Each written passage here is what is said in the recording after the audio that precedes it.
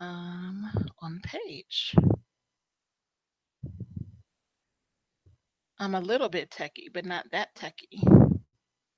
Hmm.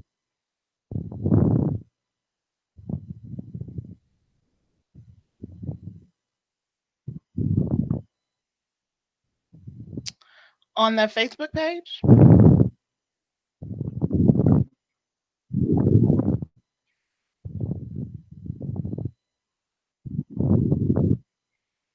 Okay. Just want to make sure I'm actually on there. I don't see it though. Oh, Gwen said hello, so she is there. All right. So Gwen, you can see me on the Facebook page. So that is good. I can't tell if she's watching on um, Facebook or if she's watching on.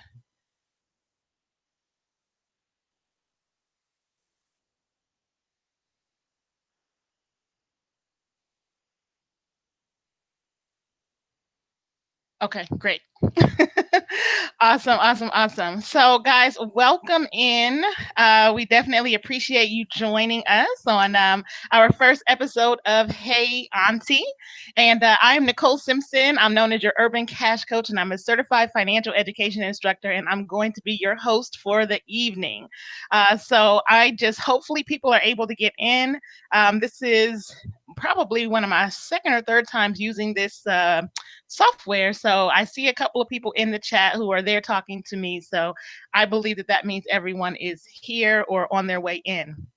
So I just want to talk about why we're doing this on today. The main issue, truthfully, is that my aunties they've done a pretty good job of accumulating assets, and you guys have savings accounts and cash value life insurance, and you guys have homes and mortgages, stocks and bonds and property and 401ks and all of these things. And my aunties are far wealthier today than their parents or their grandparents were at this age, and that is an amazing thing. That also means that you have a lot more risk than any generation before you. And so it's important that we talk about how to protect your assets and how to make sure that we can actually get them across to the finish line to the next generation by avoiding things like Medicaid spend downs and probate and just savings drain from having to pay for things in retirement. So this evening, we have a special guest. We have attorney Ambrose Moses III, and he's going to be sharing his legal expertise in the area of estate planning and all the legal ways to be able to protect your assets from any of these things that could be coming out to, really eat up your finances. So we're going to be getting started in just a moment, guys. And once again, welcome in. I want to give you guys a few housekeeping rules. So this is an online chat, and it is not considered to be legal or financial or healthcare advice. This broadcast is for educational purposes only, and it is intended to give a broad overview of several areas of concern. We highly suggest that you meet with your certified or licensed professional in any of those areas that you feel you need to have more conversation on any of those topics.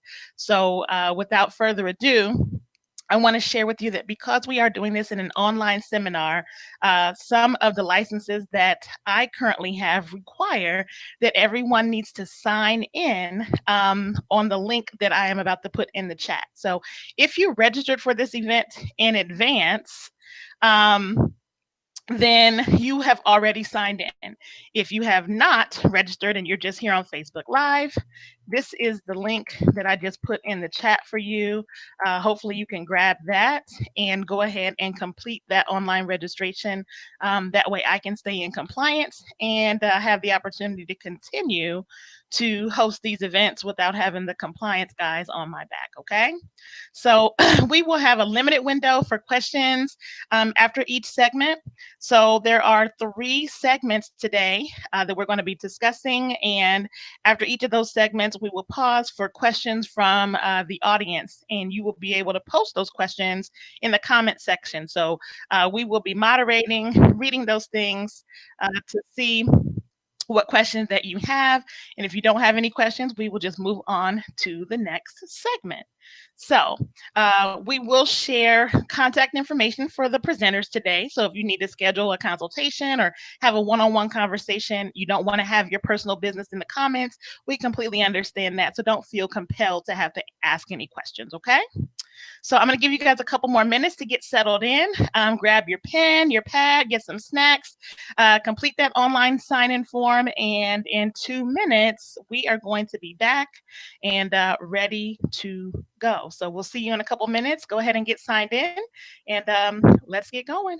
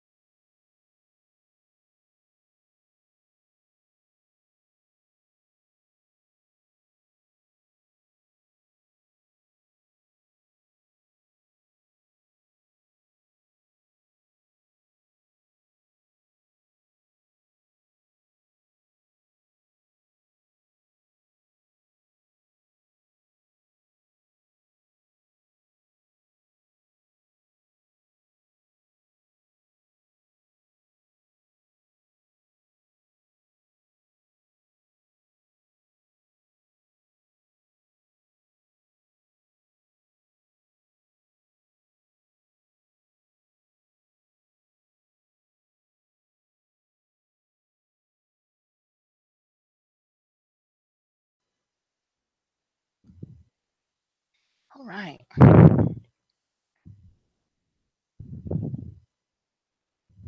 Sure, I'm off mute. Okay, great.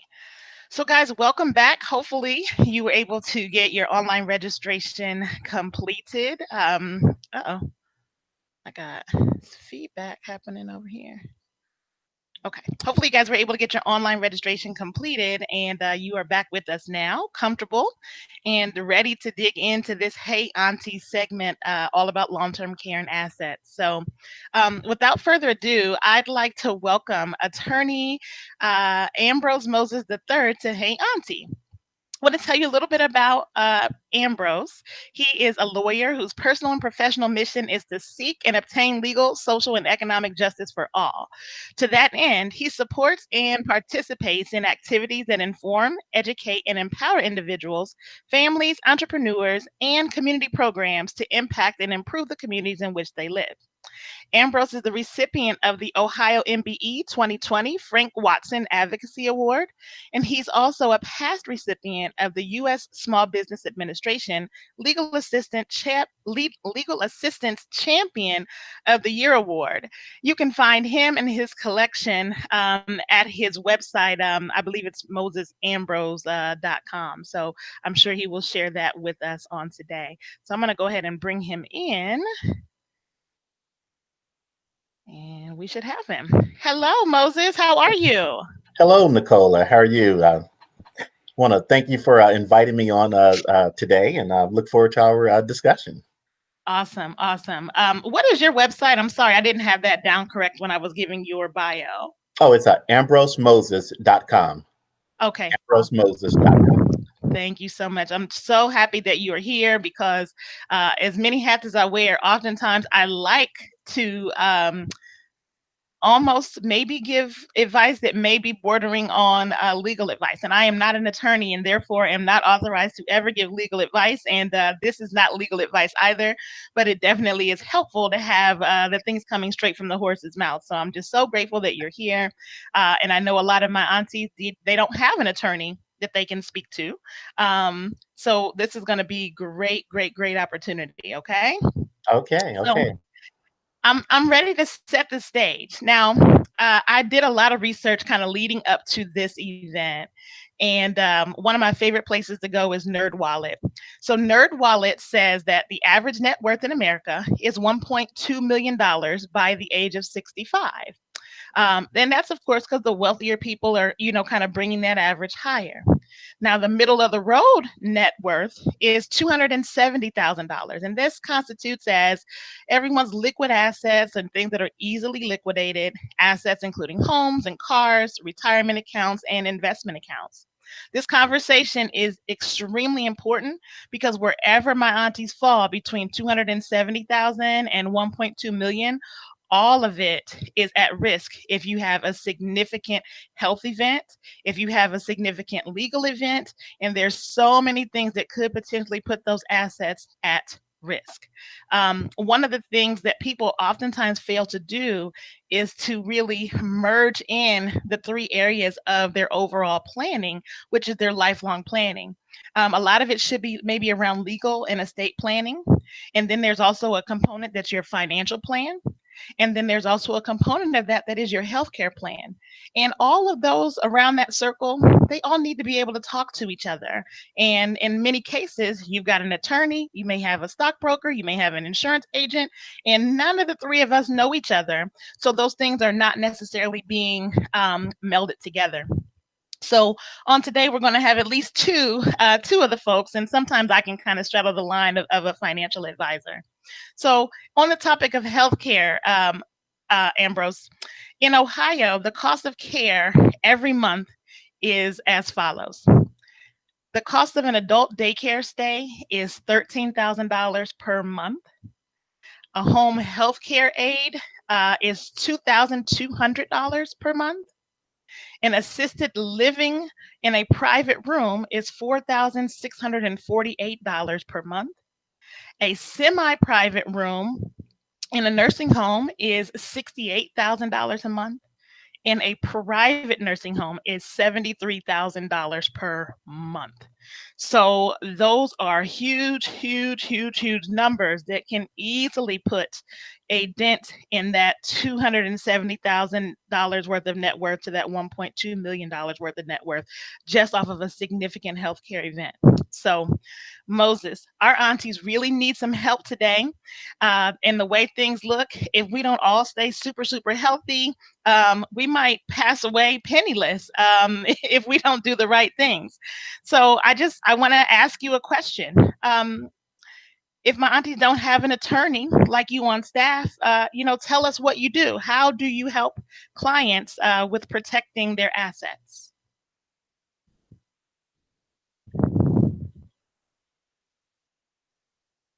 And I think we lost Moses. Technology is great, guys. Where did Moses go? Moses. Oh, you're back. Yes. You dropped out for a second. I was I was watching the screen and it just disappeared. So That's okay. technology. Well, welcome back. If you can just tell us what you do and how you help people, save their money and protect their assets. What does a attorney like you do for my aunties? I thank you for the question, and again, thank you for having me on. I like to start this kind of discussion when I speak with individuals, with groups, by sort of explaining the role of an attorney. I think that a lot of times we get sort of hit by what we see on television, and everything is about being in the courtroom and arguing cases. But actually, what an attorney does is really advise, counsel, and represent. Those are the three primary functions that the attorney is going to do for a client. So when we say advise, the attorney is going to evaluate the client's situation, and then apply the law to that particular circumstance, and then give actual legal advice to the client in terms of what their options are, what the law is likely to result in, and what are the range of options. So that's advice, legal advice.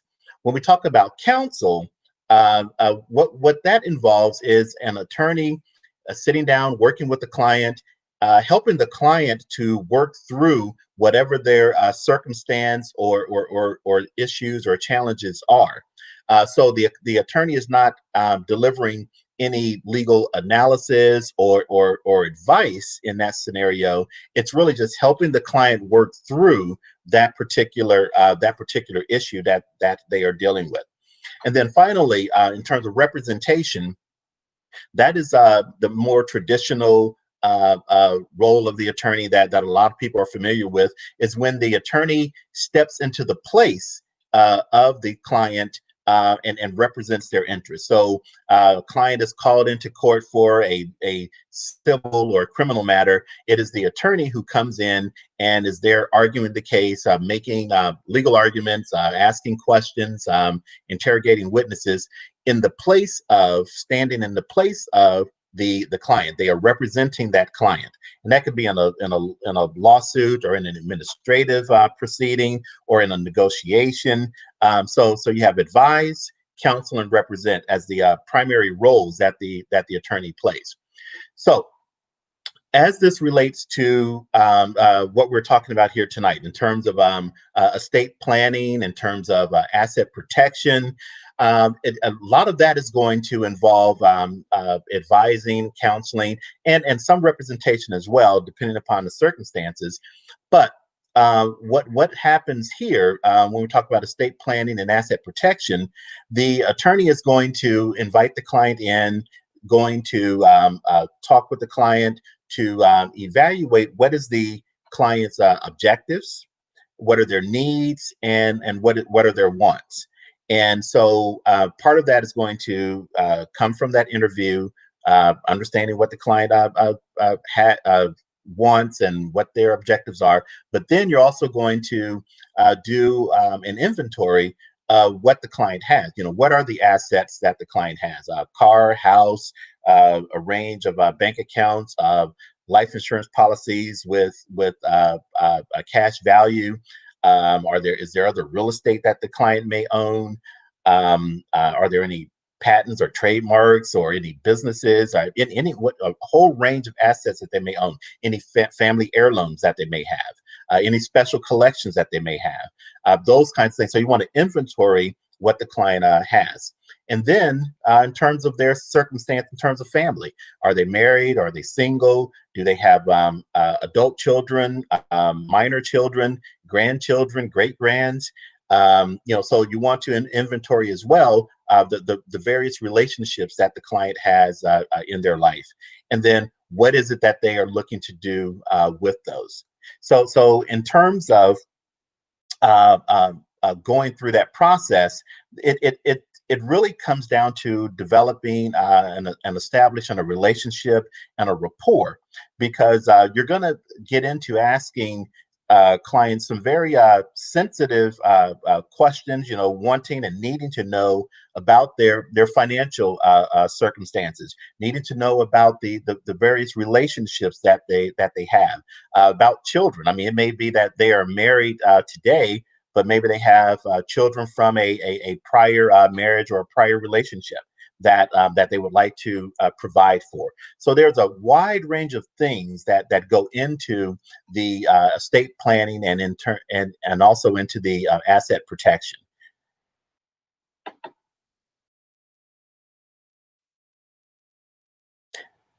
I think you're on mute, or maybe I'm on mute. No, it's me. That's a lot of information, Moses. Thank you so much for sharing that. I don't think I really thought that there was quite so much that was involved. So when you're talking about this whole estate planning, for the topic of this conversation. Can you tell us who needs one? Does just the regular person need one, or is this really only for those folks that have the $2.1 million in assets? Like, who should be meeting with you? Really, estate planning is something that everyone should do. It doesn't matter if you're a multimillionaire or if you have very, very little. Everyone is going to have typically some level of an estate. And when we talk about estate planning, we are talking about what's going to happen to your stuff. And stuff is just a general term for all the things that you own, that you own today, that you may own tomorrow, but you're making plans for here today. And so what that means is that where are you going to put it? How is it going to be held from an ownership standpoint in terms of title to that property or to that asset? And one of the basic components of the estate plan is going to be the will. And we hear a lot about, last will and testament. And then we hear about probate and, oh, you don't want to go to probate. Well, probate is not necessarily something to be scared of. It's just part of the process. But it's important, I think, for individuals to understand that in terms of you have your estate plan, you're going to have your will, and then there are other documents that come along with that, or other tools, legal tools that come along with that. Let's say a power of attorney. So a power of attorney is your instructions, you give an authority to another individual to act on your behalf, to transact business, be it financial transactions at the bank, be it signing a contract or lease agreement or purchasing real estate, doing things on your behalf. And obviously, that's something that's occurring during your lifetime while you are alive. So your estate plan is going to include the will, but there are other things that's going to be involved as well. A little bit ago, you made reference to healthcare. When we talk about, well, let me back up a second. There are times when folks will say, well, Attorney Moses, I would like to come in and get a will. And most attorneys today don't do just a will. We'll do what we call a will package, because there's typically more that's needed than just the will. So, I spoke about the will, but you're going to have the power of attorney. And then when you made reference to the healthcare issues, there is also a healthcare power of attorney, which is where you are deciding who has the authority to make medical decisions, healthcare decisions on your behalf when you're not able to speak for yourself.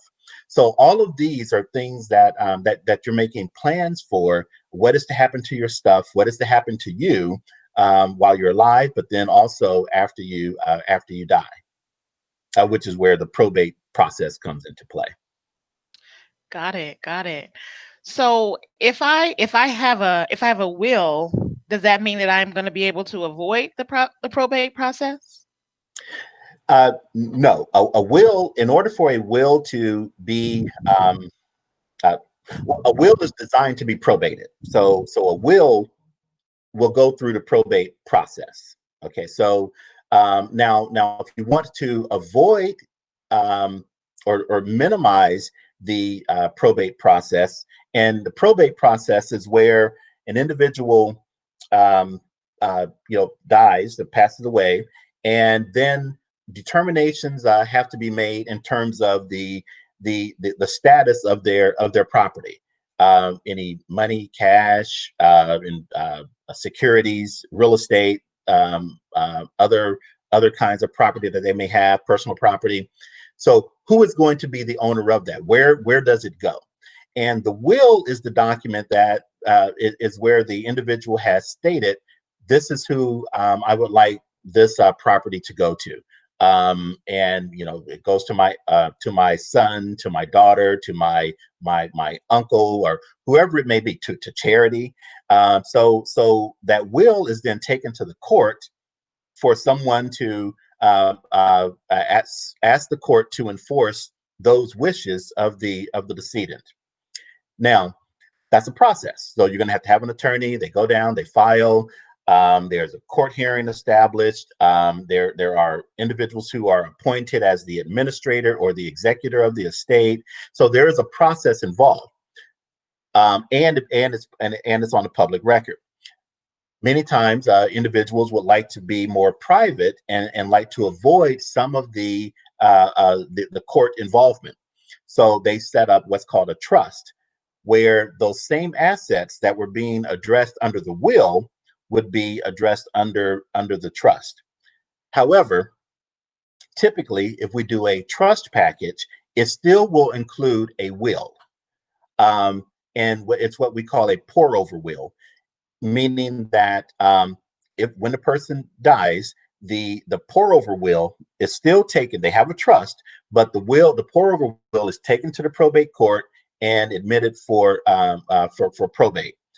And what it will state is generally that any assets, there shouldn't be any, but there might be some. Any assets that are not already in the trust, the court is hereby authorized to transfer, the trustee is hereby authorized to transfer those assets into the trust. So then it would be a more expedited process in the probate court. It would not have to be a long process, and so you would avoid much of the probate court processing of that estate. Okay, got it. Now I have some questions because you just rattled off a lot of information. So what I need to understand is, okay, so if I have a trust, does that mean that anybody is just going to be able to come in and kind of make decisions with the trust, or like who are the people that are going to handle the trust once I make my decision to set up a trust? So the trust is a legal document that's prepared to be the holder or owner of the property that you have, and to be separate from yourself. And so the trust is created, and then assets that are put in are considered the body of the trust.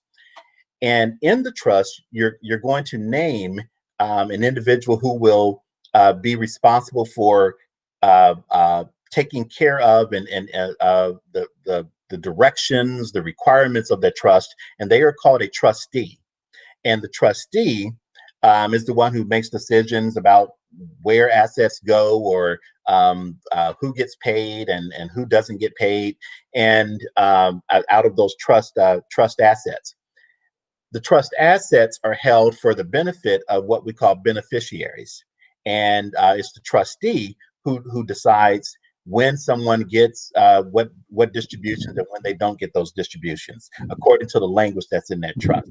So you're going to have the trust, the body of the trust, which is the assets that are put in. Then you're going to have the trustee and the beneficiaries. Got it.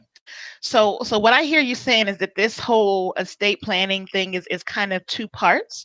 So I hear you say that one is kind of if I get sick or incapacitated, and that's kind of where the power of attorneys and all of those kinds of things come in, and then maybe even the trust while I'm alive. And then the other part is kind of if I pass away or when I pass away, that the will and a different kind of a trust where we have the pour over will that goes into a different type of trust. So it's basically two parts: the living part and then the part once I'm already passed away. Is that right? Yes. That's a good summary of it. Yes. Okay, good. Now, as you know, one of the things that I do is I sell life insurance, and oftentimes when I get ready to set up an insurance policy for my clients, if you know me, I like to sell big policies. So I like to try to sell at least $250,000 because my goal is to be able to transfer wealth onto the next generation. A lot of times my clients will say, "Oh, Nicole, I don't want to leave $250,000 because my kids don't know what to do with it. They're just going to blow it." Now, you correct me if I'm wrong, but I usually tell them, I say, that's when you should probably meet with an attorney and set up a trust, because you can put those funds in the trust until you trust them.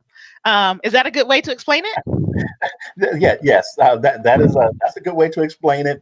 And but you won't ever definitely know when you can trust them. You can set some guidelines, but hey, so so so the way that it would work, um, uh, with the insurance policies. Well, first of all, we create the trust. You have the trust, and it comes into existence as an entity, as that trust document, and it can be the beneficiary of the insurance policy. So the proceeds from the insurance policy would then be put into the trust when the individual passes away, and the trustee then would be in charge of overseeing that trust with that $250,000 in it that they could then distribute to the beneficiaries, the children, at the required time. It may be that the um, settler of the trust, the person who created the trust, decided that the children can have the proceeds when they reach age 25 or age 20 or whatever the individual decides, or when they after they obtain their college degree or whatever the requirements are, it can be based on a condition of that trust, and it's the trustee who would then distribute it at that appropriate time. Oh, okay. So I was kind of given some good guidance. So thank you for helping to clear that up for me. So guys, this is the end of the first segment, and now's the time for questions and answers. And it looks like we do have a couple questions that are in the chat from Gwen.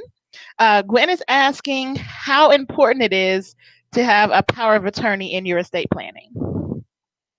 It's very important because especially when we look at the things that have happened this year, in terms of the pandemic, so many people being hit with illness, COVID, and other things. When an individual is ill, they're not able to get out and take care of their own business. Someone needs to be able to go and do that on their behalf. And there are times when you don't want to wait until you're sick and that you need it in order to get the power of attorney because of the timing needs. So it's important and it's good planning to do that ahead of time to decide who is going to be your what we call the attorney in fact under the power of attorney, and to go ahead and prepare that document.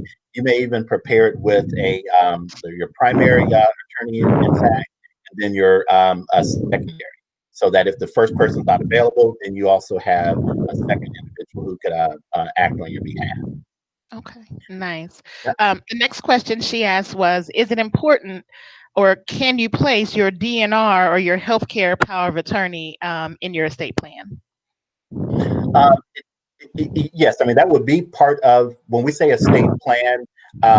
It is a series of separate documents that are created. So when we say a plan, we would include that, but they are separate documents, and within that collection, that would be one of them. Okay, good. So that's good. We only have time for those two questions because we definitely want to be respectful of everyone's time. And so we're going to move into the second segment of Hey Auntie, and that segment is about your financial plan. So your financial plan, it plays an important role in all of this, and what plans you have in place, and while you're healthy and while you're alive, and those are the things that are really your saving grace. So on the topic of financial planning, how and where assets are titled and who has permission to access them is really a big deal. So I'm glad that you talked about the power of attorney and everything, but there's levels to this. When we think about as we age or as we just have, maybe some minor little bumps in the road, level one might be a super minor health event that just leaves someone temporarily incapacitated, meaning that they're not able to they can't go to the bank. They're not able to pay their bills. I saw something today on social media that asked a question about if something happened to you and you were incapacitated, how many people even know the code to be able to get into your phone to be able to help out with being able to pay your bills? So if there's something that is just super minor, who has the authority to help and how long am I actually giving that authority away? So now that I'm saying, hey, I thought about this in advance. If something bad happens to me and I need somebody to take care of things for a little while, do I need to set up a new power of attorney every time I have a healthcare event, or is that something that's always standing? And what if I'm alive and well and healthy? Does that person still have the authority to go and transact business when maybe I don't want them to? Can you talk me through how that would work? Yes. So in the when we talk about power of attorney, there are a couple different types of power of attorney. What I was describing before is more of a general power of attorney where you are giving someone the authority to act on your behalf. Within that power of attorney, you're going to detail what the specific authorities are. Do they have authority to access the bank account, a bank account, or access some investment accounts, or transact real estate transactions on your behalf? Are they able to act on your behalf with respect to a business that you may own? So those are things that you're going to want to, in terms of make withdrawals or deposits. You're going to want to list out in that power of attorney. Now, that is a power that's given by virtue of that power of attorney that you've created, and from the time that you sign it, unless you have some date that it expires, it will be valid until you die.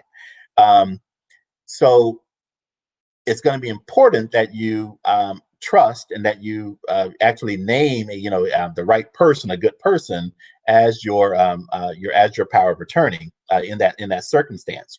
It's going to be important that you also keep the power of attorney safe and secure, so that it's not necessarily just floating around out there if you're concerned about someone making transactions or something to that effect without your authority. So that's one. That's the general power of attorney, and what we may call a durable power of attorney, because you'd have provisions that say that even if you're sick, they'll be able to do things on your behalf as well. The second type of power of attorney is called a springing power of attorney, which you will create the power of attorney, but by its language, it's only valid, it's only operational when you are physically unable to take care of your own affairs. So you've fallen ill and you are unable to actually take care of your own affairs. Then the springing power of attorney goes into effect, as a result of that event. Now, the trouble or the concern with the springing power of attorney is that if you take the springing power of attorney to the bank, if your attorney in fact takes it, then and they say, well, we want to access this checking account, and we have the power of attorney.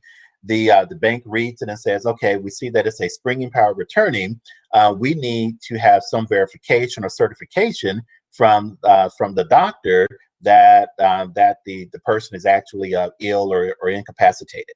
So now you have to go and get a certification from the doctor about their illness.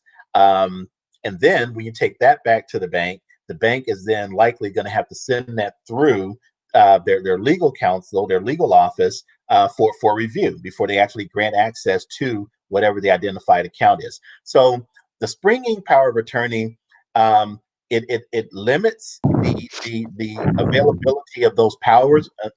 However, the actual or practical implementation of it is a little more convoluted, a little more complex. And so a lot of times we do recommend, folks do recommend general power of attorney, but just make sure you pick the right person to be your power of attorney, and then also make sure you keep it secure. Got it. Now that was really a whole lot of information to share. Now, a lot of times people say, I don't know. I don't have a Ambrose Moses to help me. I don't know how to get a power of attorney, but I just need to let somebody get to my account. I need somebody to be able to go take my Social Security out of my bank or be able to access my direct deposit. So what I'm going to do is I'm just going to put somebody's name on the account, and in that way they're the joint owner. Can you talk to us about joint ownership on bank accounts and kind of what those implications actually mean? Because we got a lot of folks who are definitely doing that, and not just around healthcare, but just legally all the way around. What are those implications? Well, setting up a joint account may sound initially as a quick way around any level of complexity dealing with power of attorneys and springing power of attorney. However, when you add someone to an account as a joint owner or joint tenant owner of that account, they get rights in terms of accessing that account. And so again, it is a matter of where, how much trust you have in an individual and things of that nature. But it's not, everyone's circumstances are going to be different, but you want to be very careful about adding someone else to your bank account in that way. Because they would have likely a lawful right to access that because they are considered a joint owner of that account with access to those funds, which also creates a risk if they are involved in a circumstance, maybe a car accident, or maybe they breach a contract, and they have a legal claim filed against them, and a judgment is entered. It may subject their assets to being seized to satisfy that judgment, and it may be determined that they have that what's in that joint account is in part, whole or in part, assets of that individual who you just added to your account so that you can have some other access. But now your funds that you put in are now subject to being claimed, as a result of their other liabilities. So you want to be very careful about doing something of that nature. And I would say sit down with counsel to go over what are your options. Yeah. I worked in the banking industry for many years, and I used to see this turn into a nightmare very often. I saw people who owed back child support and have a levy placed on their account. I saw people who were involved in Medicaid fraud because of their business and things like that, and all of their accounts get shut down. Bankruptcies, lawsuits, all of those things end up taking all of grandma's money, and really all she wanted you to do was to be able to go get her Social Security check if she was in the hospital. So I definitely appreciate you sharing that, because sometimes that can just really be a rabbit hole that we don't want to go down. And sometimes it's not necessarily about trust. Bad things happen to good people, and it may be a very trustworthy individual who you do give that access to, and they just may be one or two years away from a lawsuit, and you forgot about it, and now they're coming in and grabbing those assets. So that's really important. Yeah. Now, Ambrose, what I want to do is just kind of pivot back into, this healthcare conversation, because, in level one, we're just kind of talking about a minor incapacitation, something that doesn't last too long. Maybe you had a hip replacement and you're going to be down for a little bit of time, or, something that's kind of minor. If something becomes severe, right? If you get to the second level of your healthcare crisis, and maybe it's going to be severe, and maybe it's something that's chronic. I want to really just kind of talk through that scenario. So if, one of my aunties or someone who they knew had a severe healthcare event, say last year, right? Because I don't like to make people sick in the future. I like to always say that it happened before, because we know that didn't happen, because I don't want to put no bad juju on nobody. But say this happened last year, and she owns a home. Maybe she's got about $75,000 in her savings account saved up, because she's been a very good saver.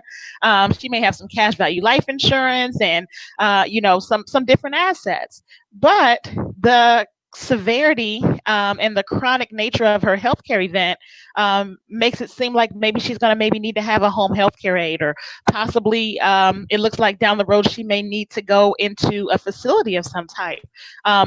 I've heard horror stories about something called a Medicaid spend down. So, in that scenario, can you share with me what level of Medicaid spend down that person would have to do if they needed to try to qualify for Medicaid to get some care?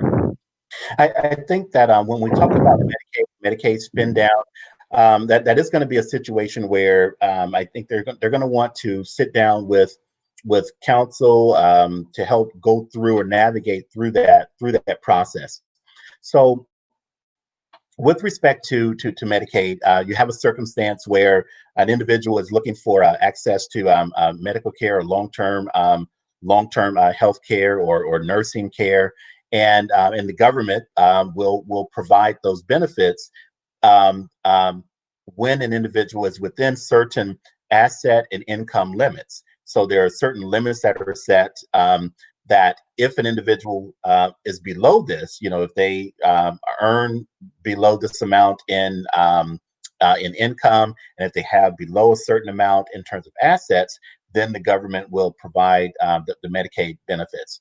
So if someone is over that amount, they have more assets, or they have more income, then they have to, depending upon the state that they're in, they will have an opportunity to do what's called Medicaid spin down, which means that they would have to, let's say if the income limit was $500, and they were making $800 per month, then they would have to spend down $300 each month till they get down to 500 to be eligible to receive those benefits from the government in terms of Medicaid. And there are different restrictions in terms of what will qualify as a spin down. Typically, it's going to be medical expenses that they pay for long care, long term care premiums, or medical bills, either past or present medical bills, and certain things that will qualify as a spin down that they spend each month, that would then make them eligible to receive the remaining Medicaid benefit for that given month. Okay. So there's a certain amount of money that they're allowed to have, and there's a certain list of things that they're allowed to spend the money on in order to get down to become Medicaid eligible. Is that what I hear Correct. you saying? Yes, and, Okay. and that's on income, and then also on assets. Got it. Got it. Now, imagine if one of our aunties decided that that 75,000 that they had in their savings account. What if they had gifted that to their granddaughter to buy a first house or to pay for college? Would that be considered in their assets? So the issue will be, um, there are going to be some assets that are counted and included, and then there'll be others that would not be included, as they evaluate what is going to be considered assets. So let's say like their primary home that they are actually living in may be not counted towards the asset limit for Medicaid. However, if they have made a transaction, such as gifting the house away, which would be a transaction below market value, it may be that the agency is able to go and do what we call a look back, meaning going back 5 years in Ohio, 5 years, to see what transactions they may have done that should be undone, or should be undone from the standpoint of counted in their assets.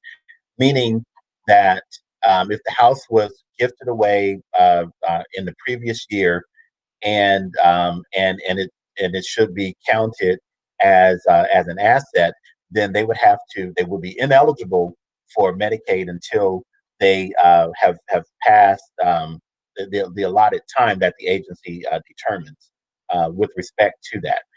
So, in terms of making gifts, in terms of doing Medicaid planning, you're going to want to sit down again with counsel and sort of plan out who do you want to get what assets, and what are going to be some proper or appropriate um, ways to transfer those assets in a fair exchange or appropriate exchange that would pass muster or review by the agency should Medicaid become necessary.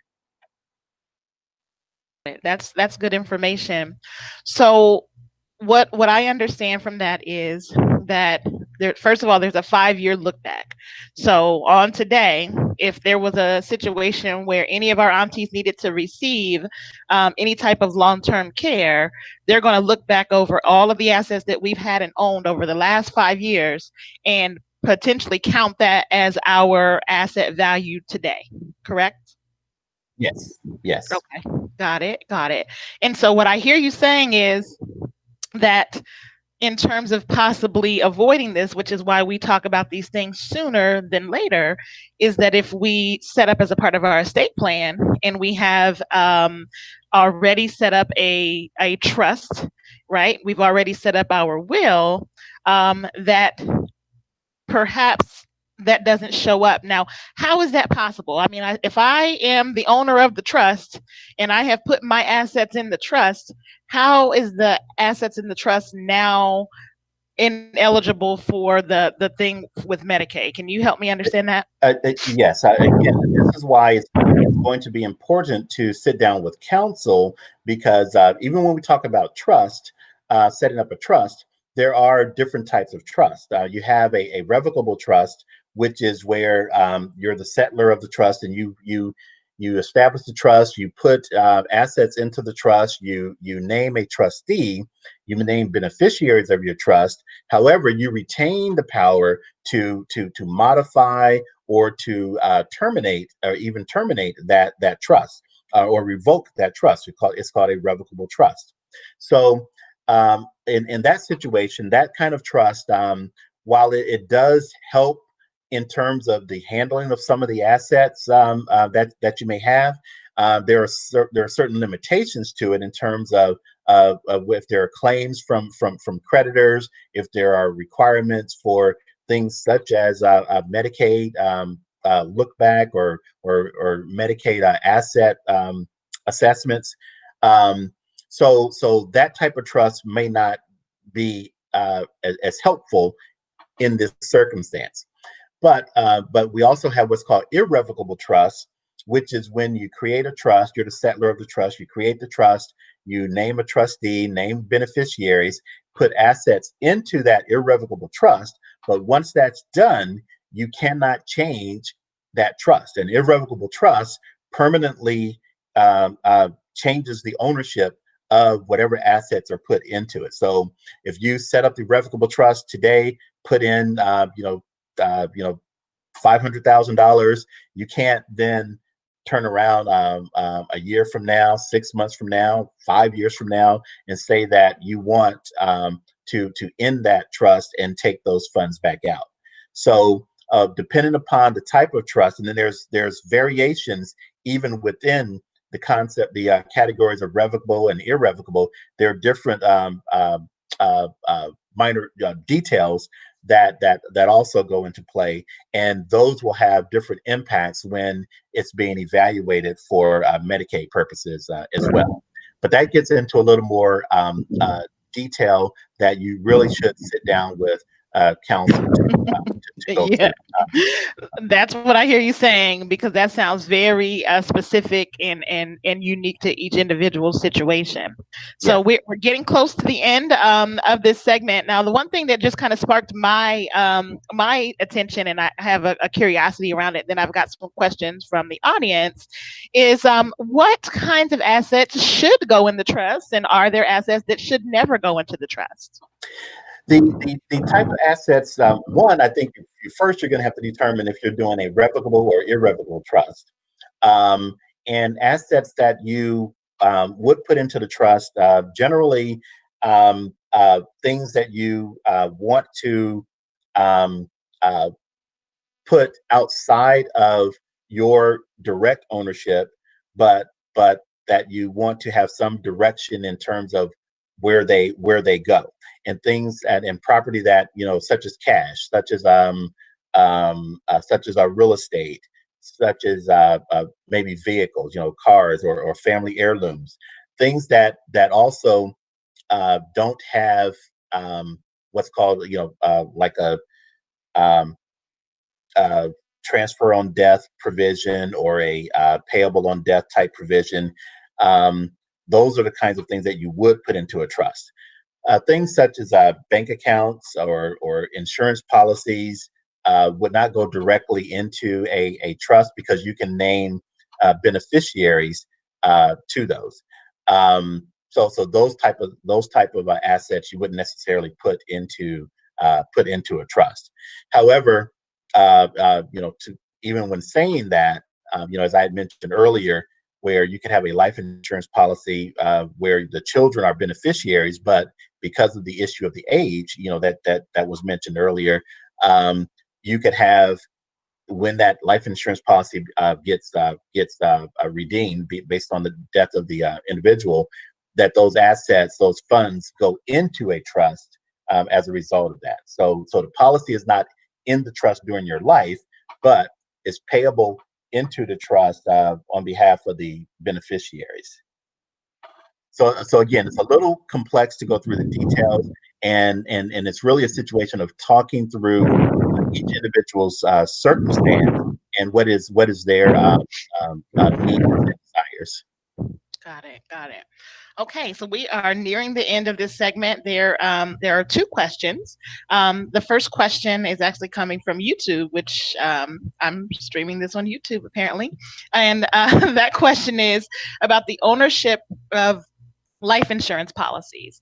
So if we've got a situation, I guess this is probably similar to what I had asked you earlier, is if you've got a husband and wife, and the husband is the owner of the wife's life insurance policy as it pertains to the Medicaid spend down. Do we expect that cash value in that life insurance policy is going to be counted against the spend down threshold in terms of the assets, or how does that work with ownership of life insurance? Because a lot of times people come to me and say, Nicole, grandma's got to do a spend down, so that whole life policy that's got $20,000 in cash in it, they're saying we have to get rid of it. So how can they kind of, I guess, avoid that? Well, I think that again we'd have to look at that circumstance. Talk about the limits. We talk about asset limits. We talk about income limits. So if we have a couple, a married couple, and let's say Ohio, the Medicaid limit for assets is let's say they're going to apply for Medicaid, but it's one spouse applying and the other spouse is not applying for Medicaid. The asset limit for the spouse that is applying for Medicaid would be $2,000. The asset limit for the spouse that is not applying for Medicaid would be $128,640. So there's a major difference in terms of what assets the spouse is allowed to, the non-applying spouse is allowed to own. So if that policy was held by the spouse that is not applying and they have the limit of 128,000 plus, then that would be the one who you would want to be the titled owner of that policy. However, if they are applying for regular Medicaid, so just the full regular Medicaid, then there would be an asset limit of $3,000, but it would be a household limit. So in that circumstance, it doesn't matter if the second spouse is applying or not applying. That limit of $3,000 would apply to their household income. So in that circumstance, we'd have to look at some other approaches. Are there some other things that can be done? Or they just would be ineligible until they have spent down those assets. But there may be some strategies to spend it down in a more sort of constructive way. Got it. And you'd be able to help with that. Okay. We've got a question from Arlisha Caldwell, and she says, can you talk about the different options to deed properties in the state of Ohio, such as survivorship deed? She says, I know that some people use survivorship deeds as a part of estate planning, but how difficult is it to change in the event that the survivor dies first?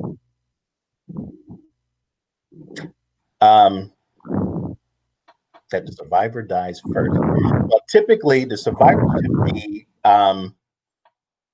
The basic notion of the survivorship deed is that you have, let's say, you have two individuals who are going to be the joint owners, and if one of them dies, then the property becomes the full ownership of the surviving individual. So, in that circumstance, with a survivorship deed, there's no need to go through any transfer process. They become the full owner when the other individual dies. So, which means that they are the survivor, and they become that owner just by operation of law in terms of it being a survivorship deed.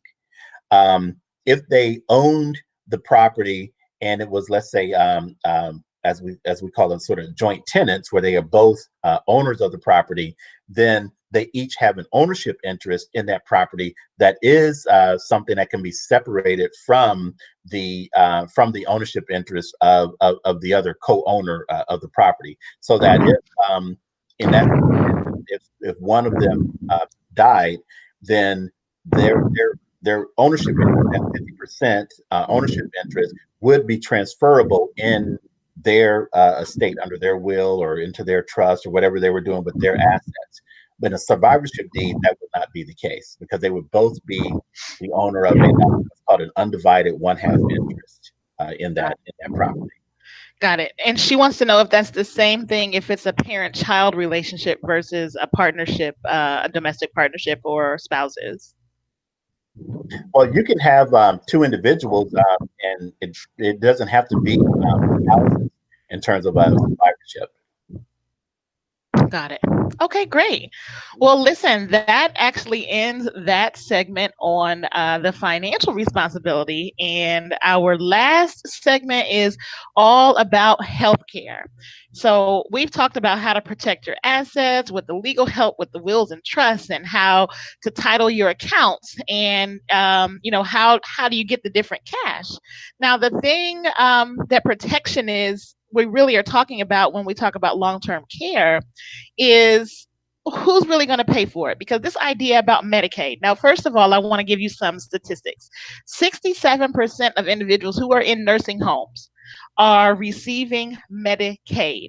So that is a vast majority. So the folks who are in nursing homes have either did not have enough assets for it to matter, and they were automatically able to qualify for Medicaid, or they did have some assets, like I believe my aunties do, and they either met with an estate planning attorney and were able to do some things with trusts and some other legal ways to kind of move those assets and take those out of their ownership, or possibly they may have had to work on what would be considered a Medicaid spend down.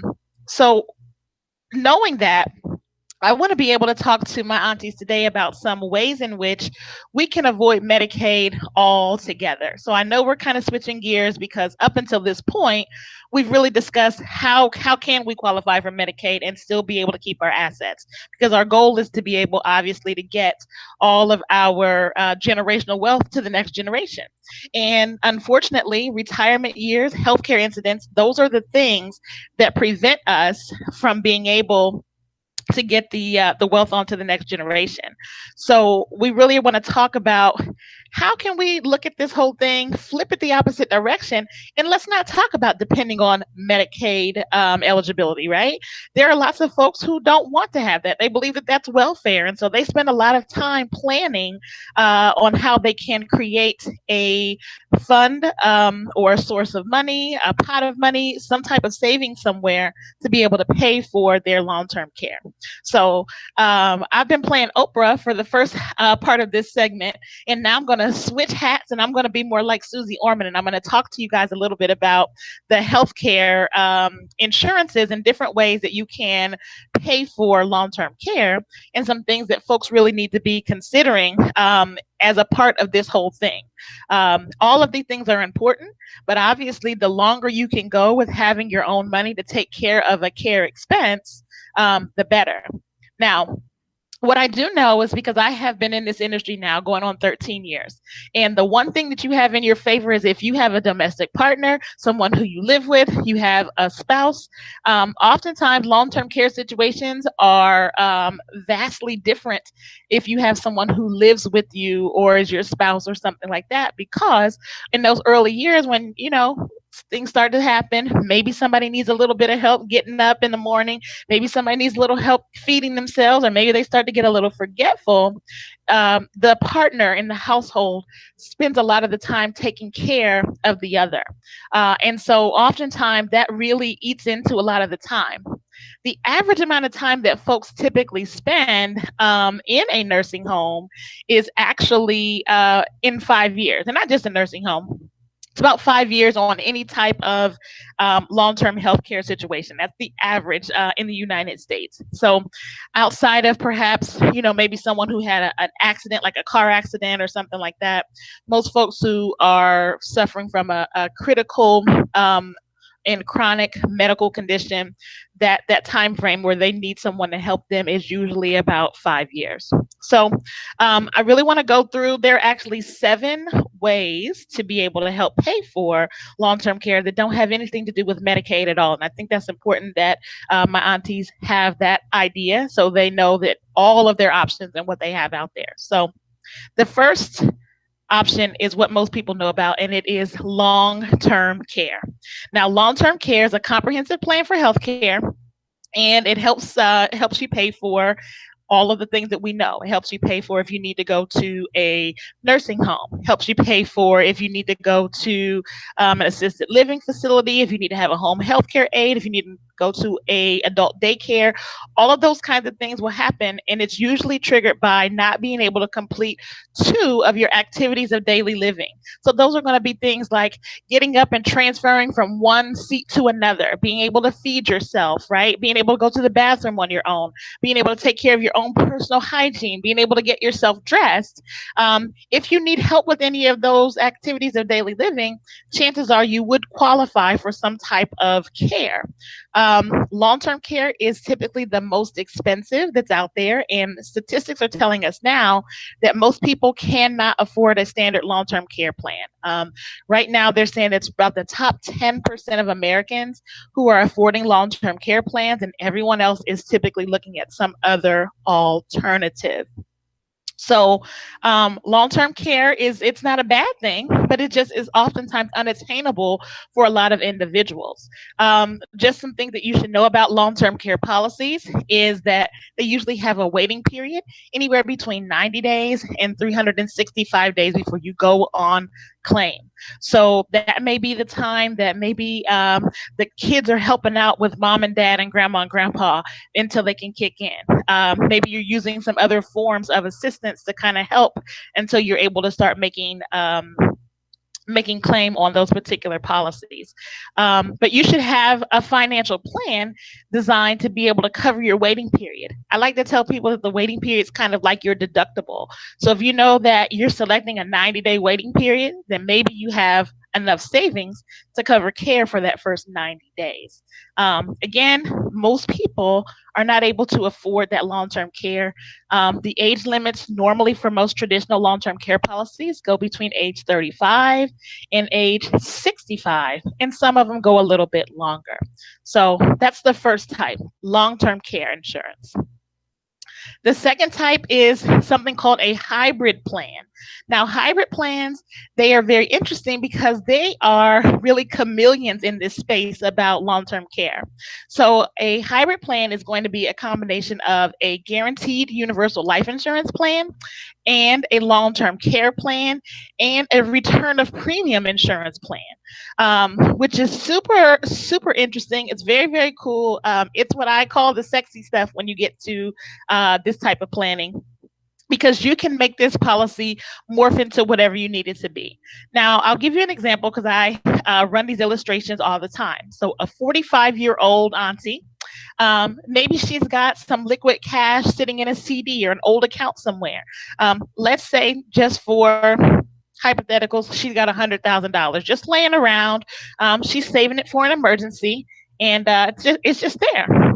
Well, she could take that $100,000 and put it into one of these hybrid plans. And that $100,000 will immediately buy $440,000 in long term care. So that becomes your pool of money to be able to draw from in terms of paying for some of those long term care expenses.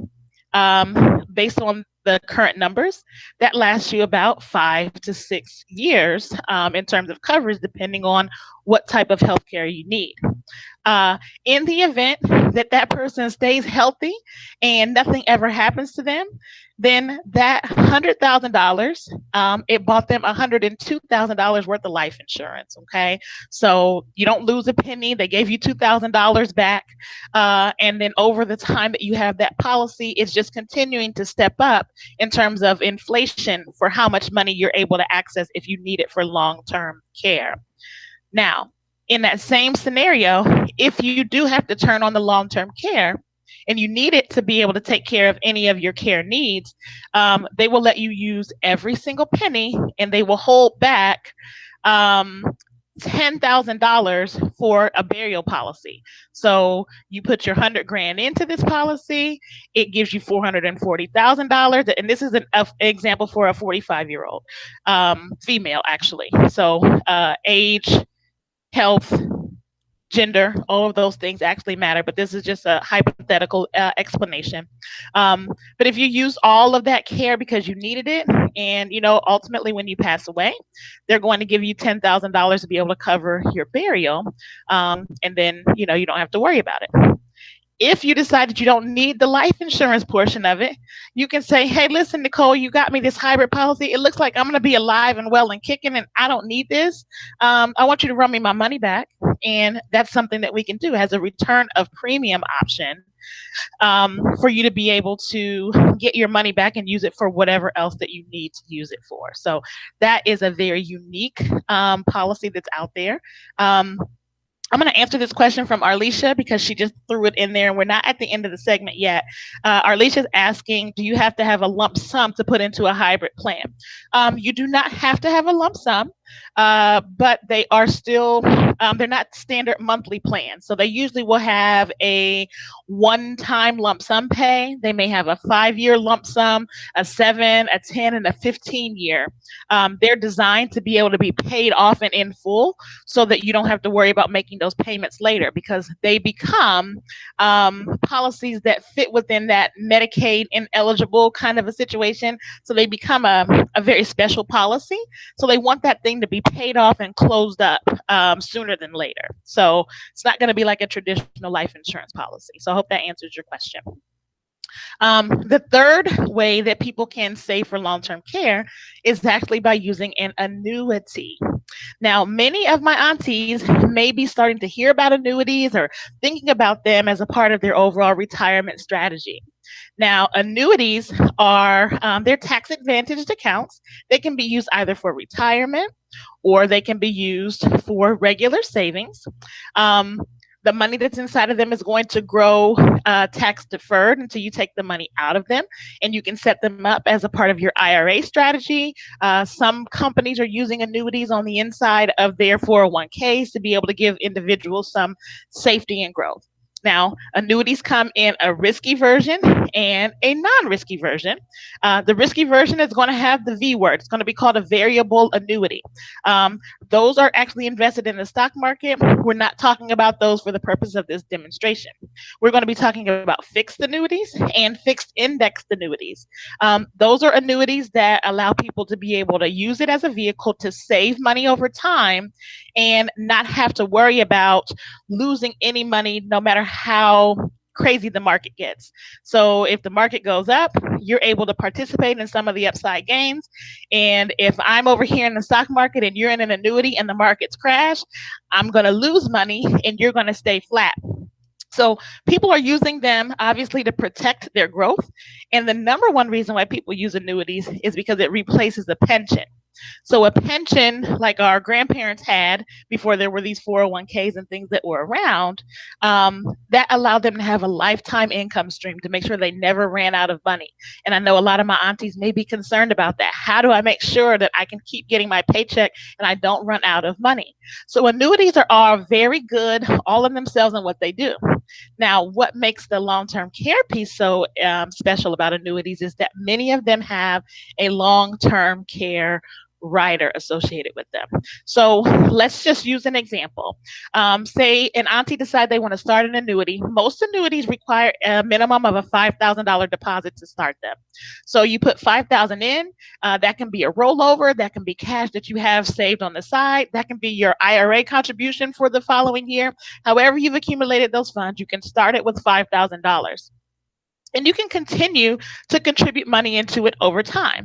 So say you contribute enough money into this thing and you end up with maybe $500,000. Okay. If you got $500,000 in this annuity, that might generate for you maybe $3,000 or $4,000 in income every single month for the rest of your life. So whether you live to be 52 or 152, they're going to keep sending you money.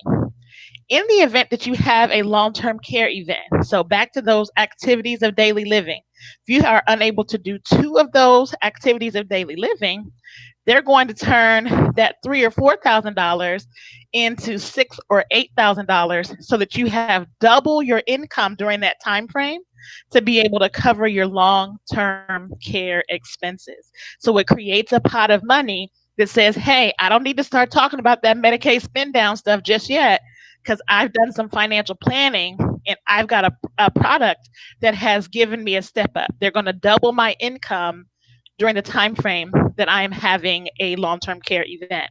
So the good thing about that is that if you have something minor where maybe it's a hip replacement and you're going to be down for 6 months, you can turn that thing on for 6 months, and now you got 4.5 more years to be able to use it, because they only do this double step up for 5 full years, but it doesn't have to be consecutive. So that's a really, really good way for folks to be able to accumulate some long-term care funds. Number 4 is a life insurance long-term care rider. There are life insurance policies that are out there, and they're typically permanent life insurance. So usually it's not a term policy, typically a permanent policy, some type of a whole life, some type of a universal life, which has a rider that specifically is going to give you a pot of money to pay for your long-term care. That's becoming very, very popular, and lots of folks are looking at those now because they understand that that cost of care is extremely important, and they don't want to have to go on welfare or Medicaid. They want to be able to pay for it themselves. They want to be able to choose where they're going to go. They want to be able to choose who can come in and help them if they have an in-home healthcare need. Number 5, no, I'm sorry, no, 6. Number 6 is using your health savings account, your HSA. If you have a high deductible healthcare plan wherever you work, you are eligible to save in an HSA. Your HSA allows you to contribute funds on a tax deferred basis and allows you to spend those funds on qualified healthcare expenses tax free. So that money can be invested in growing for you. There are multiple different places where you can set up an HSA. It's an awesome opportunity to be able to accumulate money to be able to use for long-term care, because all of those expenses are tax-free. The biggest place here in town where we're seeing people using HSAs are people who work for the state and the city and the county, because oftentimes they're able to retire after 25 years. And after 25 years, they're not old enough to be able to receive Medicare for their health insurance.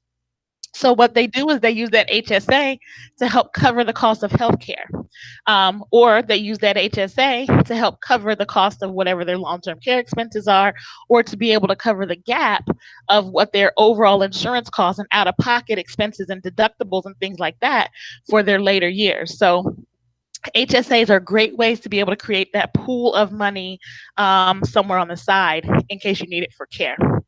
And number 7, the final type of way to be able to set aside money for long-term care expenses is these new things called subscription-based long-term care alternatives. Now, This is probably my second favorite by comparison to the hybrid program. So the long-term care alternatives, they are based on a membership. So the same way you get a gym membership and everybody kind of pays into it and everybody doesn't come in and use the treadmill every day. Well, this membership is the same way. You can build a nationwide plan. All of the plans are the same from state to state. There is no age limits. There's no medical underwriting. There are no deductibles. There are no claim forms. Anyone who is not currently having a long term care issue is able to pay into this membership program and they can determine how many hours of care they want to buy. So someone might be able to buy 300 hours a year. They may buy 3,000 hours, whatever your plan that you choose. And you can use it for things like having someone help you with hygiene, light housekeeping, cooking, getting to and from the doctor's office. You can actually apply those hours wherever you want. They have a care coordinator that will help you find someone to help take care of you in whatever way that you need. And there's not a ton of hoops to really jump through as far as it's concerned. They step it up based on inflation. So obviously, however much you would need to pay for that care 20 years from now, they are going to build that in. Not that you have to pay more, but they're going to build it in that those hours are still going to be able to pace with inflation. If you buy a plan while you are healthy and you don't touch that plan for 4 years, they actually decrease your premium because you've paid into the membership without using it. So that is a very, very popular and new plan that is actually not tied to any insurance product at all.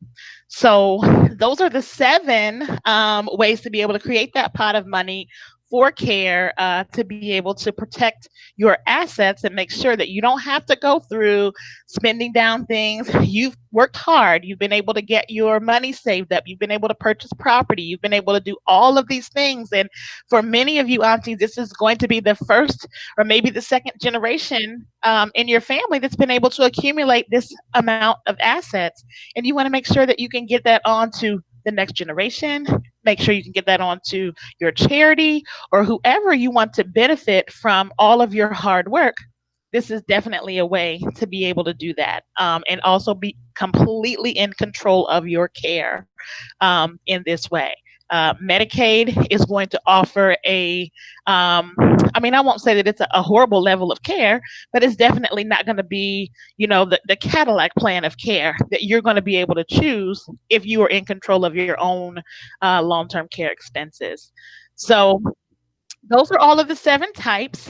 I am going to open up for any questions that you have around the long-term care. Arlisha says, hey, this has been very helpful. Thank you, Arlisha, for that comment. I'm looking to see if there are any others.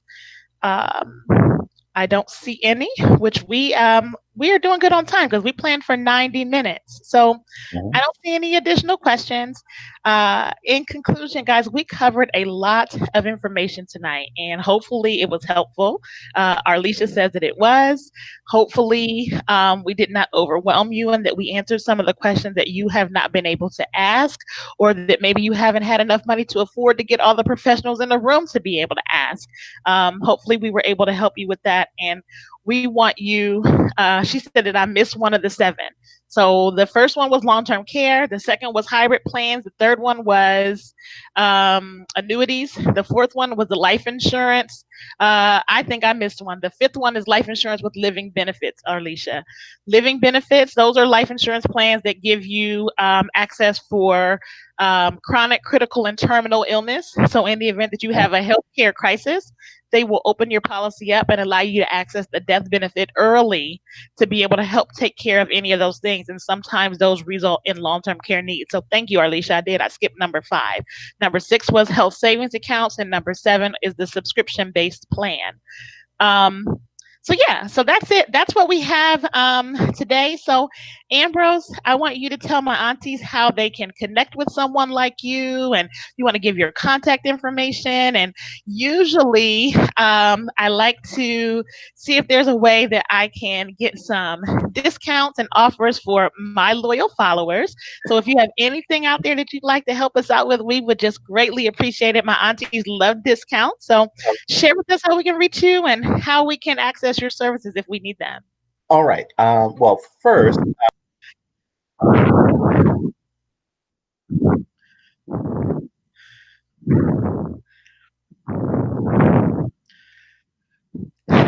Uh-oh, I lost you. there we go. Um, first again, I want to thank you for inviting me to come on today, and to share some information. Um, in terms of the products that we have, we do have a discount for your viewers. We give a discount of 15% to the Urban Cash Coach participants and followers.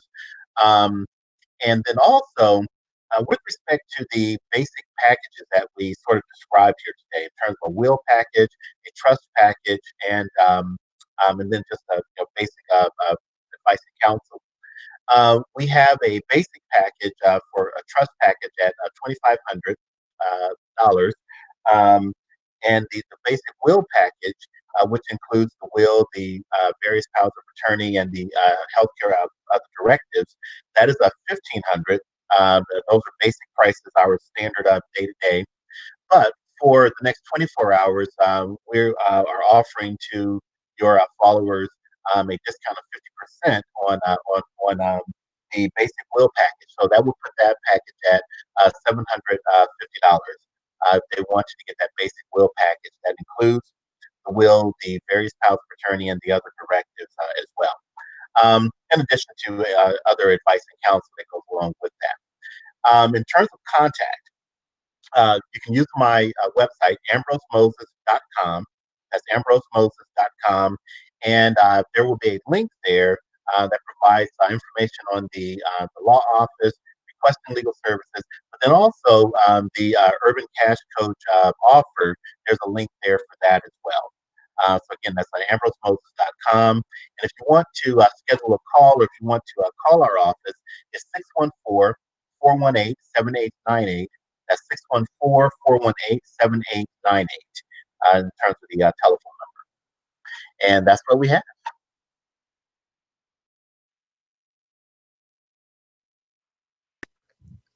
Awesome.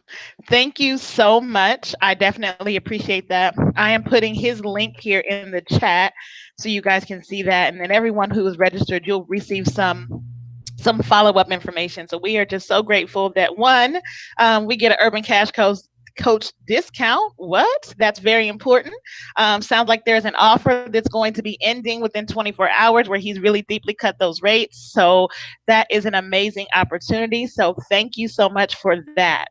As for me, if you want to get further information on any of the financial information that I shared with regard to long-term care savings, feel free to book an appointment with me. I will make sure that I send that out in our follow-up email as well, how you can book an appointment to talk about your long-term care opportunities. Sharing is caring. You know someone else who needs this information. Once we are done with this, I will send a copy of this broadcast so everyone has it. If you'd like to follow me, you can follow me at Urban Cash Coach on pretty much all social media, LinkedIn and Twitter. You can definitely check out our blog at 35 and Over Finance. And you're welcome to purchase our course on how to transfer assets onto the next generation. I have actually cut that course price down. It is on Udemy. I'll be sending you all a link to that as well. The course is normally $19.99. I am going to be offering it to all of my Urban Cash Coach followers for $9.99. You'll get an opportunity to meet Tangi, learn all about how she uses life insurance to be able to transfer her assets onto the next generation, and some creative things that she does in terms of paying off her mortgage faster, and lots of really, really good information. And I think that you all could use that. And it ties into everything we've talked about today. So thank you so much for attending our very first edition of Hey Auntie. Please tune in January. We already have scheduled for January the 14th of 2021, Hey Auntie, second edition. And we're going to be talking about special needs, children and grandchildren. And we're going to discuss the special needs trust, how to set aside funds for the care of your loved ones who may be different differently abled. So there will be some information and sharing and marketing that's coming out around that. So that way you can share with your friends and family, anyone who you know who may need to learn about that. So I'm 1 minute over time. We plan to be over at 8:30. Thank you so much, Arlisha, for your comments and your kind remarks. Guys, we really appreciate you. We hope that this has been beneficial and impactful, and that you all learned something that ordinarily you would not have learned. So, with that, I'm going to bid you all a good night. And thank you, Stephanie, for your kind information. Please look forward to receiving additional information from me this evening with follow-ups, contacts, links, so that you can find both myself and Ambrose Moses for further follow-up if you do need that, and to take advantage of his specials. So we are signing off of Hey Auntie, and good night, everybody. Thank you. Good night.